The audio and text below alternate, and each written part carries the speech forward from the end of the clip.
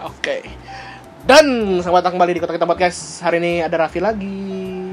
Hari yang sama sebenarnya. Bajunya masih sama. Nggak, gue benci ya sama co-host gue tuh hobinya ngerusak timeline, tau gak lo? Ya, Max juga hobinya gitu, men. Ngerusak ini, ngerusak timeline. Gimmick. Kata lo minggu depan, kok kita syuting lagi? Kan brengsek. Tapi seperti konsep baru kita mau ngebahas isu yang beneran isu nih. Raf, gue hari ini mau ngebahas hal yang pernah kita bahas di podcast sebelumnya mengenai HBL, tapi kita lebih dalam, lebih ke topiknya. Gue mau ngebahas tentang bullying. Gue sama lu nih kan beda generasinya lumayan jauh. Raf itu baru 17 by the way. Gue 10 tahun dong kita. Gue baru mau bohong. ya udah enggak. Iya, gue beda 10 tahun.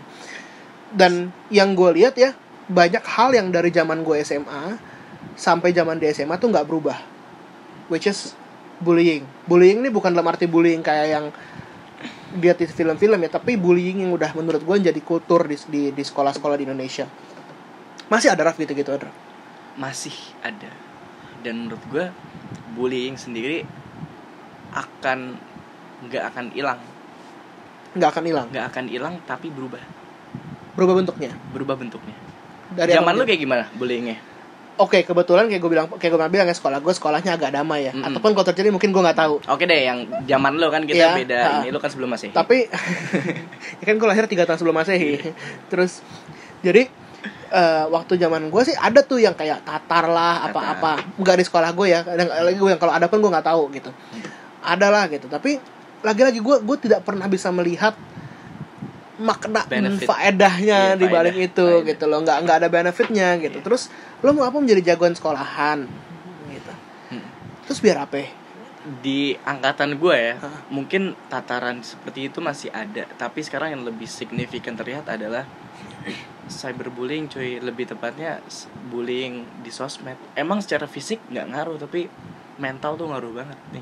Lu ngalamin lah sekarang. Lu masih bisa main sosmed nggak? Masih ngerti sosmed? Masih. Apa? Mainnya ini Friendster. Sama MySpace. Only fans. Ya kali. Terus enggak. Iya masih ada Instagram masih. Iya. Di situ terlihat banget bahwa sekarang bullying tetap ada tapi berubah bentuk. Iya kan? Dan menurut lo gimana? Menurut lo apakah akan hilang atau apa? Gue setuju sama lo, karena zaman gue SMA ya, medsos sudah ada, cuma kan belum sekental sekarang gitu, belum sekuat sekarang.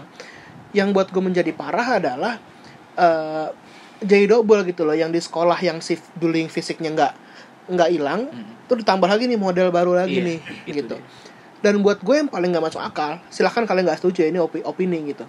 Buat gue yang paling nggak masuk akal adalah bullying ini kadang-kadang kulturnya itu didukung oleh sistem sekolah, kayak contoh ospek, kalau sekolah tuh mos gitu. Kadang-kadang iya mosnya hari mungkin pagi cuma sekedar disuruh ini itu yang aneh-aneh, ya oke lah, masih bisa ditoleransi lah. Tapi begitu hari H selesai pulang mos nih, wah ngumpul di sini ntar apa segala macam gitu. Buat gue tuh nggak masuk akal, dan gue yakin sekolahnya tuh tahu tentang hal itu gitu. Tapi emang benar, kalau gue setuju nggak seru dong pembahasannya. Gue nggak setuju. Karena ada beberapa poin, bukan bullying yang diperlukan, senioritas rada diperlukan, sedikit diperlukan. Karena pengalaman gue ya, balik lagi ke lo. Kalau lo kan nggak suka ketika orang ditegasin apa kan bahasanya mos itu. Intinya mosnya sendiri tuh bagus tujuannya, ngenalin tentang sekolah, ngenalin tentang lo adik kelas, gue kelas. Tapi mungkin finishingnya cuy, caranya nggak benar. Dan kenapa gue bilang senioritas perlu? Karena menurut gue perlu ada kesenjangan di antara kakak kelas dan adik kelas. Itu perlu dalam sekolah ya. Karena pengalaman pribadi, ketika orang nggak tahu batasnya, ketika orang terlalu dienakan, nggak tahu batas nanti jadinya. Itu pengalaman ini gue ya. Kalau lu kan nggak setuju, kalau gue kalau lu setuju, kalau gue nggak setuju. Kebalik ya. Ya gitulah pokoknya. Gitu kalau menurut gue. Perlu. Gue kalau poin yang lo sebut tadi, buat gue masih masuk akal, Raf. Tapi maksud gue caranya ini loh yang kadang-kadang menjadi berlebihan. Betul. Gitu.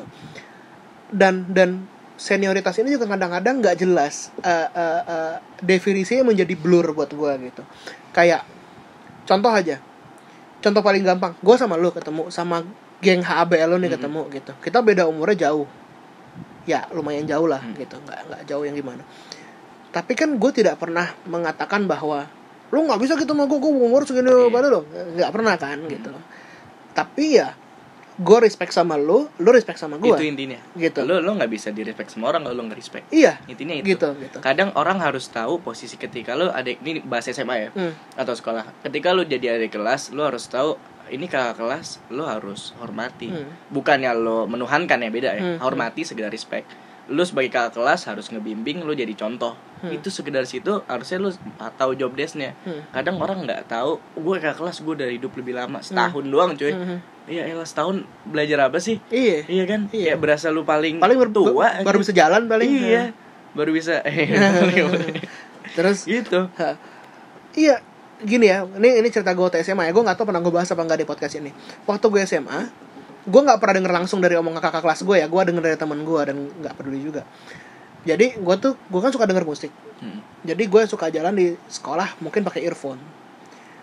Terus pernah suatu hari temen gue datengin gue, nyebut nama seorang kakak kelas, terus dia bilang gini, udah cariin lo sama si ini. Kenapa gitu? Maksudnya gue tuh damai banget maksudnya gitu. Gue bukan berarti gue belajar berdiri terus yang kayak semua orang gue gebukin, kan nggak gitu juga gitu. Maksudnya gue tuh beneran damai banget orangnya gitu. Terus gue jadi ingat semalam nggak damai amat ya. Terus, tapi maksudnya gue nggak jarang lagi gue cari ribut gitu, kerja gue nggak sebel banget gitu. Terus dia bilang, iya lu dianggapnya nyolot soalnya lu sering jalan-jalan pakai earphone begini. Lah sekolah bayarnya sama, masa gue jalan pakai earphone gue dianggap nyolot? Ya udah sih ya, lagi pola kayak mau lo nggak suka ya lo ngomong dong gitu. Maksudnya itu loh, maksudnya orang tuh banyak menjadikan power yang semu juga, power sebagai kakak kelas apa sih dalam 2 tahun juga lo hilang gitu. Menjadikan itu sebagai sesuatu yang bisa buat nginjak-injak orang lain. Jeleknya itu turun temurun. Adik kelasnya pas kelas 1 diinjak-injak, pas di kelas 3 gue juga sekarang saatnya gue nginjak-injak orang nih gitu. Udah sebagian nanti. Balik lagi nih pertanyaan gue, apakah bullying itu akan hilang? Bullying nggak akan hilang men. Justru menurut gue bullying, kalau lo bilang berubah bentuknya, gue juga setuju nggak setuju. Menurut gue bukan berubah bentuknya, nambah bentuknya. Lebih serem lagi sih menurut gue gitu, daripada sekedar berubah. Kalau berubah kan yang lama hilang, ini nggak nambah bentuknya gitu. Dan itu didukung sama kondisinya tuh didukung gitu. Gue pernah dapat pertanyaan dari salah satu orang, pernah gue bahas juga di podcast ini.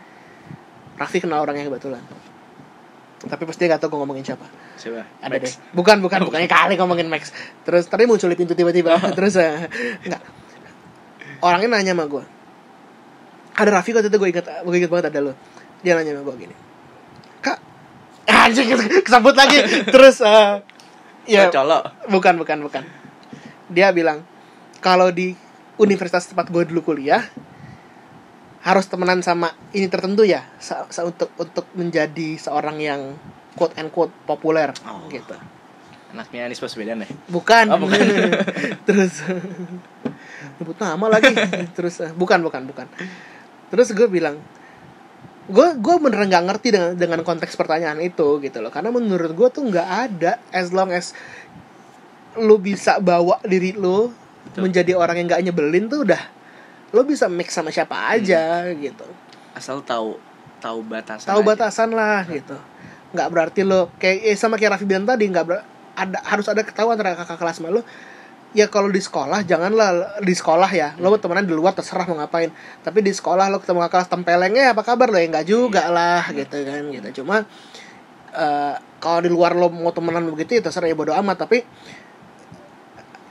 menurut gue kembali ke gimana lo ngebawa diri sendiri sih gitu. Dan balik lagi nih, lo bilang ketika lo SMA belajar bela diri lo kalem. Gue tuh punya beberapa temen yang emang dia jago bela diri, jago ribut, tapi kalem. Berbeda dengan orang yang selengean, tapi mereka nggak bisa apa-apa cuy aslinya. Kenapa tau nggak? Kenapa? Mereka menutupi itu semua. Mereka itu, dengan banyak bacot, dengan banyak ini mereka menutupi itu semua. Mekanisme. Nutupin ininya. Orang yang beneran jago, orang yang beneran bisa diem, mereka diem. Malah yang kayak gitu yang gue respect tuh yang seperti itu. Orang yang, woi lu sini gini. Itu mereka yang nggak bisa apa-apa sebenarnya cuy. Menurut gue orang belajar bela diri ya, ini namanya bela diri nggak apa. Tahu cara ngedifuse situasi tanpa harus melakukan kontak fisik menurut gue itu gitu. Mungkin dengan kata-kata, mungkin dengan gaya, mungkin dengan apa gitu. Menurut gue udah bisa buat presence di suatu tempat, di suatu ruangan gitu. Nah, selain kita pernah bahas mengenai acara lo si HBL ini, lo punya, bukan tips lah, lo punya tujuan lain atau cara-cara lain nggak yang lo pengen lakukan untuk membahas hal-hal yang menurut lo meresahkan ini, kayak bullying dan tawuran dan lain-lain? Kita intinya harus kerjasama sih buat semua, terutama anak-anak muda. Anak-anak gue nggak suka buat sebutan milenial ya, lo juga? Gue juga nggak suka. Buat anak-anak sangkatan gue atau anak-anak muda, bahwa kita harus kerjasama. Gue nyiptain HBL untuk prevent partai. Lo bisa dengan buat something yang prevent bully yang lain. Kita perlu kerjasama, nggak bisa kita kerja sendiri. Itu intinya. Gue pengen lo semua berkarya, bukan nganggep HBL, bukan nganggep suatu event itu bisnis. Gue nganggep HBL ini sebuah karya, karena ketika kita menciptakan karya, kita akan maksimal di situ dengan tujuan kita, bukan semena-mena tujuannya duit gitu menurut gue. Satu lagi Vi, yang gue pengen bahas, mumpung kita masih punya waktu banyak. Tadi lo sempat nyebut cyberbullying, atau mungkin lo pernah denger, lo nggak tahu lo pernah denger nggak, ada istilah baru namanya cancel culture. Nggak pernah dengar. Jadi cancel culture ini gini, kebetulan gue saat gue di kerjaan gue sebelumnya, gue pernah kena nih, menjadi salah satu orang yang kena cancel culture nih. Cancel culture ini gini, lo melakukan satu kesalahan, terus lo mungkin di call out di social media, terus semua orang jadi nge-bash lo di social media gitu.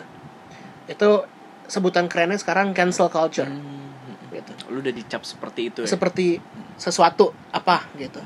Itu serem banget sih cuy. Jejak media tuh tidak akan hilang. Betul. Dan bentar, gue mau cerita sedikit.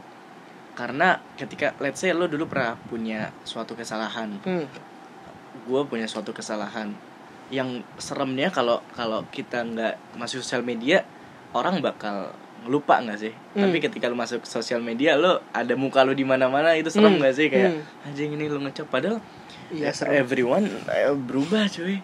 Nggak ya, yang mau berubah ya, semua orang bisa berubah cuy. Satu yang lo contoh masalah berubah tuh benar. Yang kedua menurut gue yang paling parah adalah di saat lo ngomongin, katakanlah kita sebut aja orang ngomongin siapa yang pernah kasus ya, Ariel Noah. Abidin. Enak dong. Terus Ariel Noah pernah punya kasus kan. Iya. Terus orang-orang yang nggak suka dengan apa yang dia lakukan nge-bash dia. Oh nggak boleh itu begini.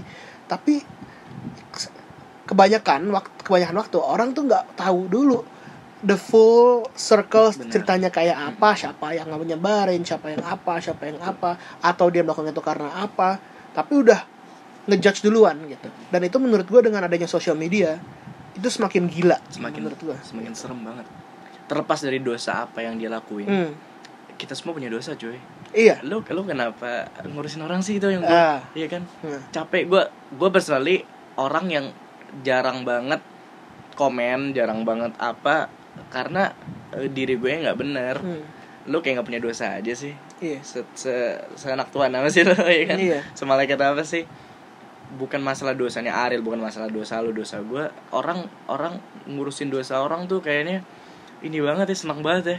Iya gitu. Orang tapi mungkin kembali ke yang lo bilang masalah coping mechanism tadi, orang nutupin dosanya sendiri dengan ngomongin dosa orang lain. Dengan seperti contohnya orang nutupin mereka nggak bisa ribut dengan ngebacot. Iya. Gitu.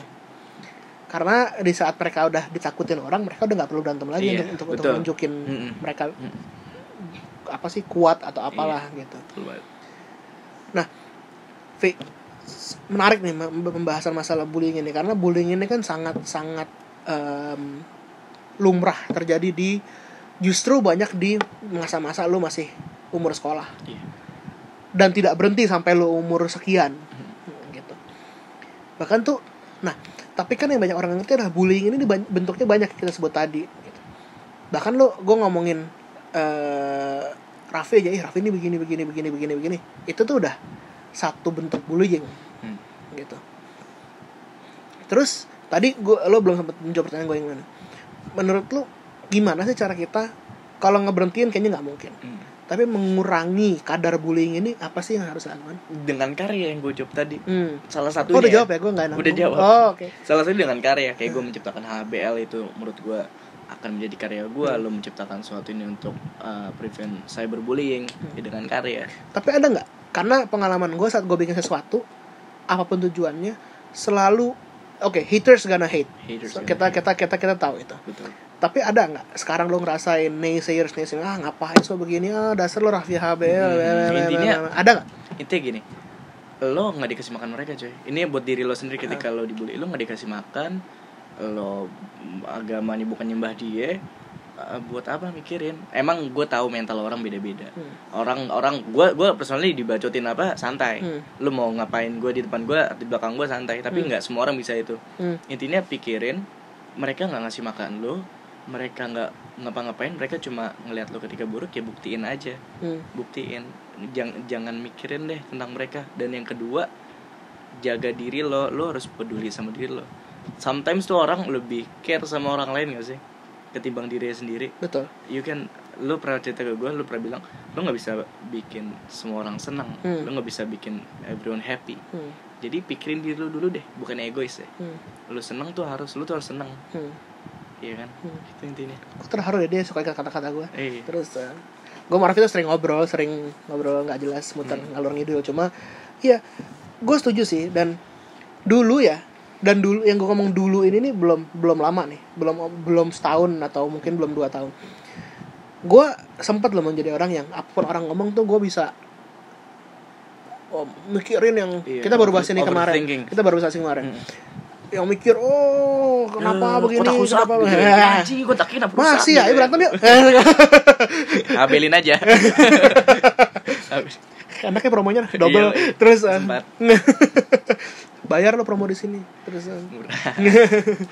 nggak, maksudnya gue sempat menjadi orang yang gue bener-bener mikirin orang ngomong apa. Terus saat gue dikasih Tuhan berkah sebuah masalah yang besar, gokil kata-katanya. Gue dikasih Tuhan berkah sebuah masalah yang besar. Terus gue harus belajar untuk bodo amat. Tahu nggak kenapa? Kenapa lu bisa bodo amat? Karena dulu ketika lo berpikir kan lo belum tahu value lo. Karena anjir gue mikirin ini, kayak lo takut banget kehilangan orang. Lo nggak tahu value lo apa, lo nggak tahu value lo, jadi lo mengandelin orang ngomong tuh lo tanggepin, lo nggak bisa filter itu. Tapi ketika lo udah tahu value diri lo sendiri, lo bakal ya bodo amat gitu loh. Bukannya bodo amat semuanya dibodo amatin ya, bukan acuh tak acuh, tapi bodo amat dengan filter. Yang bacot dibuang, yang bener ya kita ambil gitu. Kalau kata channelnya Mas Arlaso, ambil baiknya buang buruknya katanya. Dan itu bener sih gitu. Gue sempat kena, ya karena mungkin ada kesalahan gue juga, kena a form of cyberbullying gitu ya.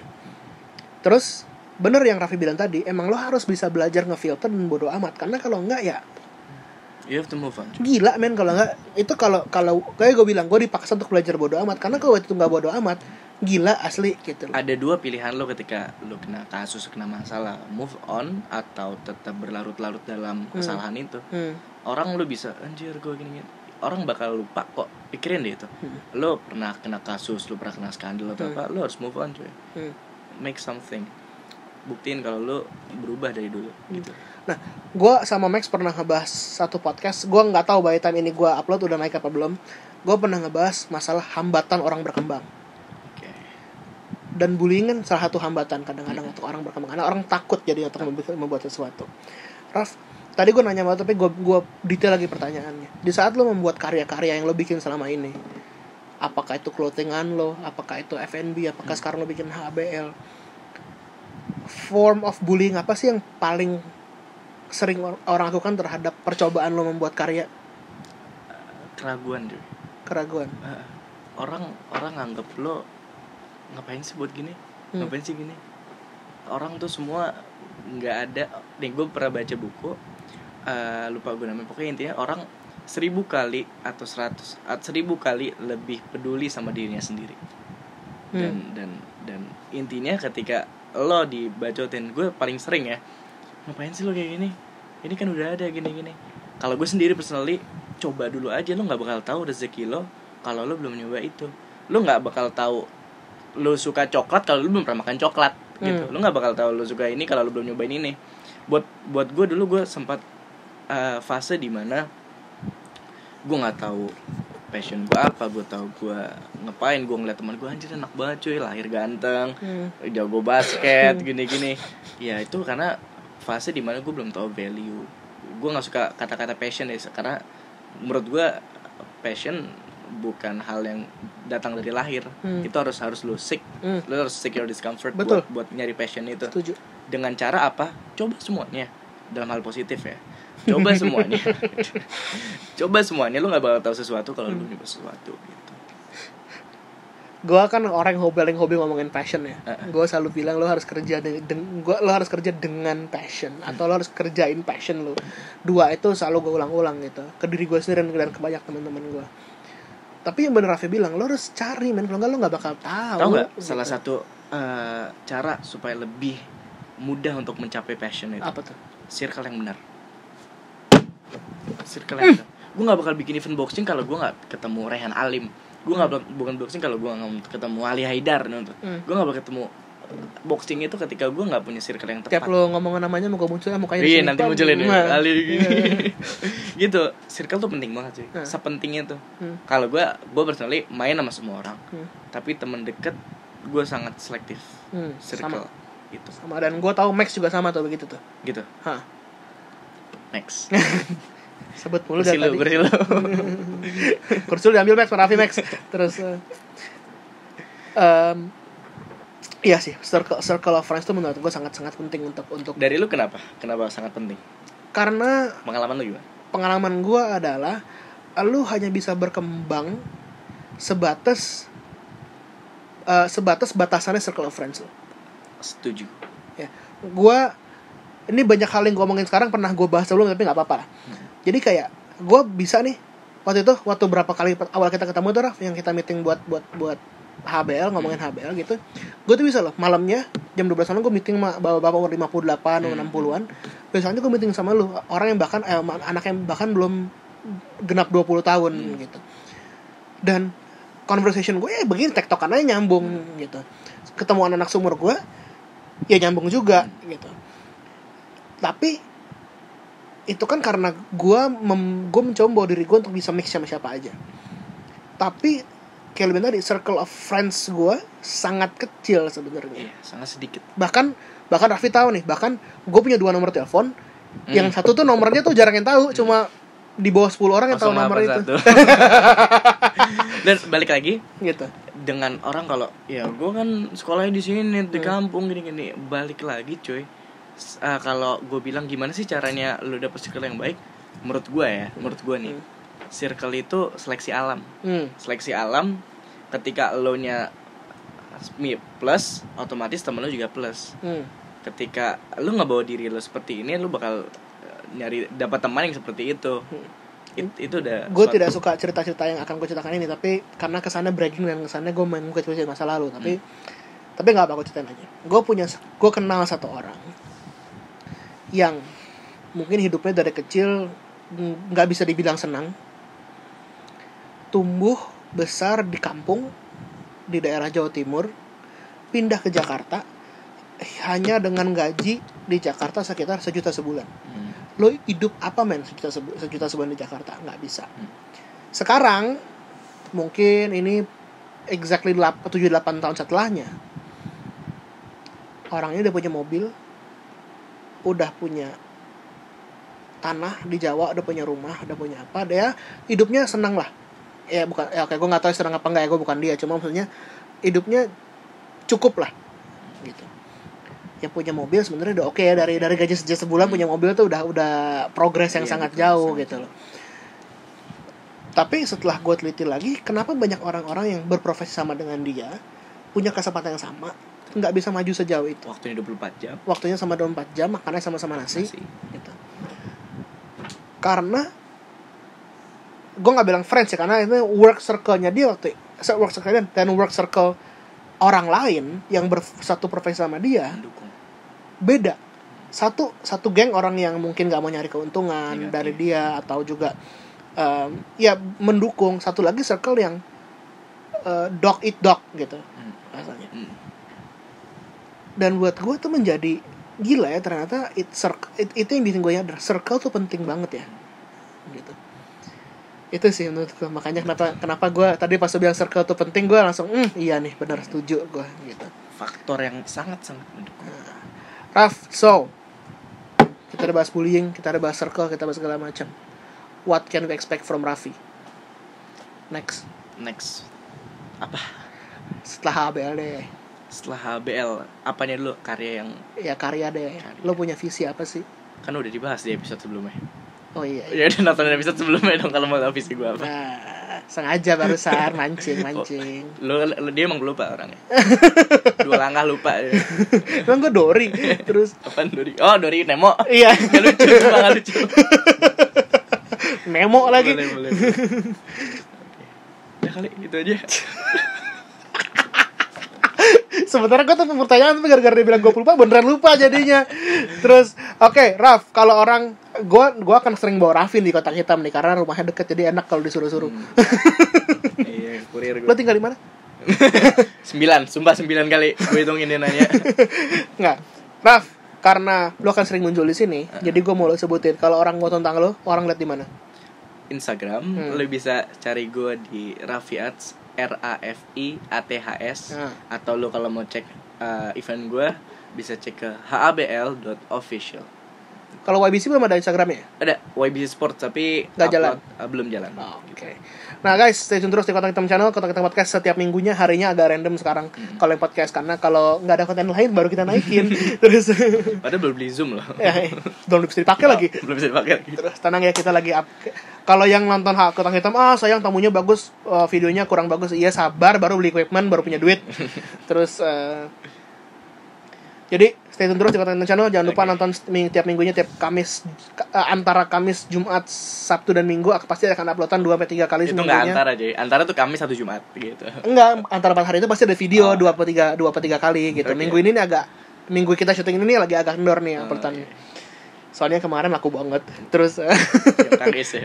Tahu kenapa? Ada lu. Oke guys, jangan terus. Stay tune terus di Kotak Hitam Channel. Kita ketemu lagi minggu depan.